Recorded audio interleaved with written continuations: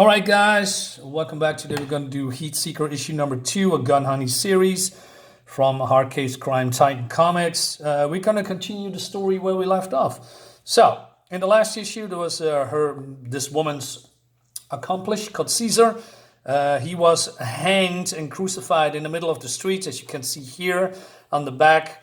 And so this woman thinks that she is next because she is... Okay, a little bit of a recap. Joanna Tan and Brooke, who is, from the original Gun Honey series, which I found fantastic. They need to disappear because killers are hunting them.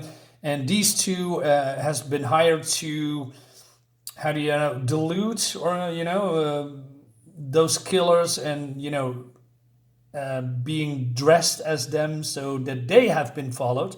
They're going to be followed by the killer company, instead of Joanna Tan and Brooke, who needs to, disappear in another direction. So it's all a ruse, right? But then it seems that they are being found out, I guess. So this company that wants to kill Joanna Tan, and he says, hey, did you see this? I saw it. What the hell is going on? You sent her to quietly eliminate 2 people, not to put on some sort of grotesque spectacle. She has her methods. So this guy says, yeah, so do we, but this is not how we handle things. And so this guy says, we found signs that Barrow and Tan were eliminated. But that's all a ruse. They didn't know that was all a fake. It was, put into motion by, this blonde girl and her accomplice in a Vegas hotel. But if Sarah Claride felt the need to mount that spectacle, as you put it, maybe things are more complicated. All right. So it seems that they hired another female killer, to deal with that, right? Called Claride or whatever. So Claride is being followed by this guy, and this guy says, hey, we are on the same team. I got my orders, but she says, we work for the same people. And he says, I'm pretty sure we don't. Really? Because you don't work for anyone anymore. So I thought, okay, is she now then going rogue, right? She's been hired by these guys to kill Joanna Tan, or maybe these accomplices, but then she is going against all that. So I wonder what her motivations are. It's not being revealed. Maybe she has a grudge. Maybe she's working maybe for another company, like a double agent. Who knows? That makes it intriguing. But I have to say, when we go to after the end of the story, there is something that I want to say. So meanwhile, this woman, which I forgot the name, is reaching out to this other woman, and they are, they know each other, they are in cahoots with each other, and it seems this is Las Vegas, and she is a magician, I believe, right? That's her thing, and they're talking about the package, and she's dressing herself as this assassin anymore because she's putting on this wig, right? And so she says, how long has it been? 11 years now, 12? The same winter I discovered magic, I discovered girls. Magic of a different sort. So yeah, it's then established. I mean, that she's a lesbian, no big deal. I mean, I saw that a mile away, of course. And then we see a little bit of recap, that she has some girls in the room and the mommy is a little bit worried. Now, I wanted to show you the page after this, but there's nudity in this book that I can't show, maybe a little bit nudity, but it depends how the YouTube gods are acting like that. Probably the algorithm will push me back because I'm showing some nudity. I'm not showing this page because it's a little bit too on the nose. But let's say these two have a night of fun, right? But then she hears a sound, and she says to the magician blonde woman, hey, stay here, and close the door. So it seems that I forgot the name of the guy that died in the beginning, right? Caesar has a sister, and she's angry at this woman because she thinks she was responsible for, his death, right? And what we didn't know, or maybe a little bit later, that this woman is a arms dealer, so she knows how to use the weapon, I guess. But she is cunning as well. They having a fight. I mean, is this is it a shock grenade, flashbang? I don't know. But yeah, some action here. And she's jumping off out of this window onto this. Is this a billboard or something, right? And so the sister says, I don't even have to shoot you. You kill yourself if you try to walk it. And she says, 11th grade gymnastic champion, gold medal in balance team. I think you're lying. I think you're out of bullets. And then she shows her gymnastic skills. I mean, she's a little bit cocky, but that's her how do you say? That's her character. You know, feeling a little bit invincible, getting thrills off this. That's been established in the first issue. So she's not really a girl boss, but also, yeah, I guess, right? But it's not irritating or at all. But there is something that feels a little bit off. Anyway, so she goes down, and then this blonde woman says, this magician girl says, not exactly how I was hoping she would go down on me right now. You know, okay, it's a little bit, lesbian humor in here. I don't mind. It doesn't do anything for me. It's not cringe or whatever, but because the whole plot is a little bit serious. So she comes in and she says, don't fucking move. Oh, you what? Throw your gun at me? But then her completely demeanor changes, and she says, where is Caesar's body? Please. 100 people saw him hanging there. Saw an ambulance come and take him away. He never made it to the hospital. He's not in the morgue. The police say they don't know. I've called everywhere. He trusted you. He died because of you. The least you can do is tell me what's going on. So she says, hey, you shot me. You tried to kill me. And now you think I would help you because you say please. And she says, yeah. And I say, okay. I think, oh man, this is just like Mother Marvel. Instant besties, right? So, I mean, but it thinks that she's just like that she's just, as crazy as her. And that, made her, that's because she made the decision and shake her hand. I don't know, I think it's a little bit, it's a little bit too easy, right? I mean, maybe you throw some insults left and right here, maybe some tension between them instead of, oh, all right, now we're friends for life. That feels a little bit off, in my opinion. And so she wants to ask what's going on, and she says, hey, give me to sundown. I'm going to tell you everything. But she reveals that there is an agency that wants to kill, federal agents. 2 people, some federal agents once dead. Your brother and I were working to keep them alive. So that's who killed Caesar, 2 federal agents? Or are they the ones who've taken this body? And she says, tonight. What am I supposed to do in the meantime? Reload. All right, so yeah, like a little bit girl bossy here. I mean, and then we go to this department that wants to kill them. And it seems that the body has disappeared, right? And so this guy says, hey, good job. Who do you use it for? I didn't get rid of it. Then who? Why would Claride do it if she put the body there in the first place? Get Mataski on the phone.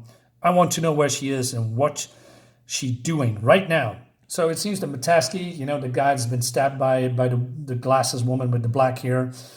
And he's not available anymore. Meanwhile, okay, YouTube is going to flag me for this, I guess. So this is some kind of a resort.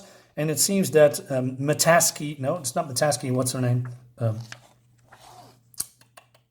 Claride, again. Is at this resort, and she said, hey, what do you want? I'm working. I need to know what's going on. I'm working, that's what's going on. The man at the overpass, was that the best idea? It was a travesty, the work of an incompetent amateur.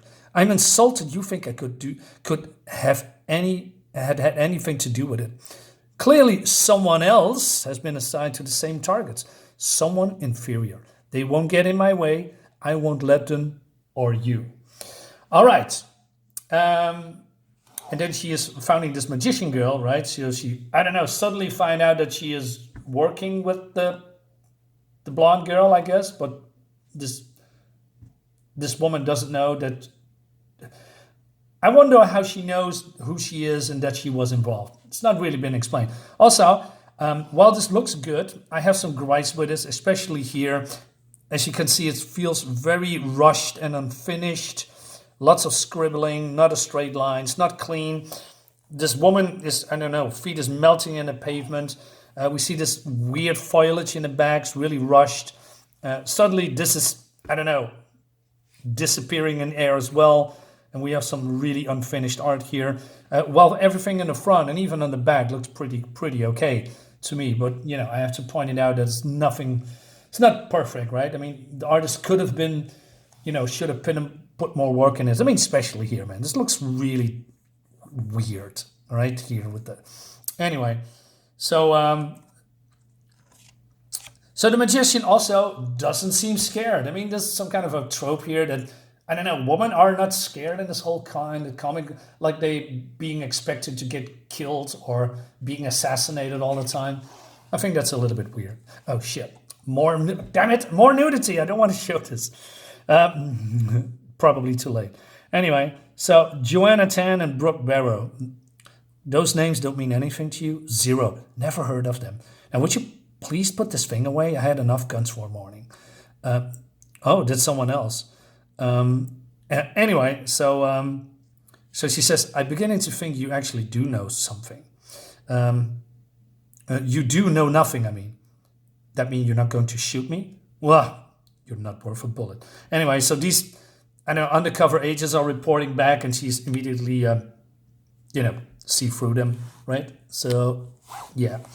Anyway, yeah, I'm putting my hand here because of the nudity. Can I? Yes. So she's contacted this woman, which I still don't know what her name is. And so the woman says, hey, there's an assassin out there that's looking for you. And she threatened you with a gun? Can I show the dialogue here? Yeah. Until she decided it wasn't worth the price of lead. Maybe she should get out of town, lie low till this over. I'm not joking, but she says, I cannot. I have a show tonight, right? And you know, the show must go on. And that, all right? So she's doing some kind of a piano play here. And the assassin woman is here too. She does some magic thing. Now, I'm not sure what's happening here, but I don't know, this. She just pushes the button, I guess, of this phone and, you know, make a photo of her, I guess, for reasons. I don't know. Why don't you take your own phone? Anyway, and so the show is being helped by people in the background, you know. There's a whole team helping the magic, you know, to making the magic, quote unquote, real for the masses. And she just strolls in, and this guy says, hey, girl. Well, that's not what he's saying, but that's, you can see. And she, I mean, can anybody just walk in there without being stopped? And so she goes into this private room, and oh no, it's Caesar. So he's not dead after all. And she says, must have been awful for you hanging up there, not being able to move. I'm a professional. I can take it. Doing Starlight Express was worth. I bet you want to know why. Your sister is a piece of work, isn't she? She tried to shoot me for getting you killed. Sweet. Why fake his death? Why reveal that I faked Brooke and Joanna's? Why fake another hunter in pursuit? And because how much care you put in a deception varies with who you need to deceive. And we're dealing with intelligent agents here. So I believe the writer came up with an idea to make it a little bit complicated. Well, not really complicated, but it's actually, if you think about it, it's actually pretty smart. I mean, you're going to delude the agents that you had, that, you know, Brooke and the other woman from the Gun Honey series is dead, and then you try to, you know, put them on another path again, basically saying, hey, there's another killer, right? That's, you know, throwing wrenches in our plans. So basically, she says that a little bit further. You can fool a loan shark with some blood on a bedsheet, a couple of bullets, an explosion, that won't fool spooks or the killers they employ. What's called for is one of the classic of magic, the sucker trick. Let them think they caught you. Let them think your trick failed. Let them think this mysterious second killer spotted your mistake and made you pay. That's actually smart, but I'm not sure about the execution. It feels a little bit clunky, if that makes any sense. Now your deep deception is 2 levels deep. Now you're making them fool themselves. So, okay, so this guy is transforming into Joanna Tan, right? Because that's the whole thing, and he's, flamboyantly gay. That's also really been established here. And then they hear some shots, and it's her sister, it's his sister, shooting these guys, and he says, "That's for killing my brother." And we have this black girl woman standing here probably laughing.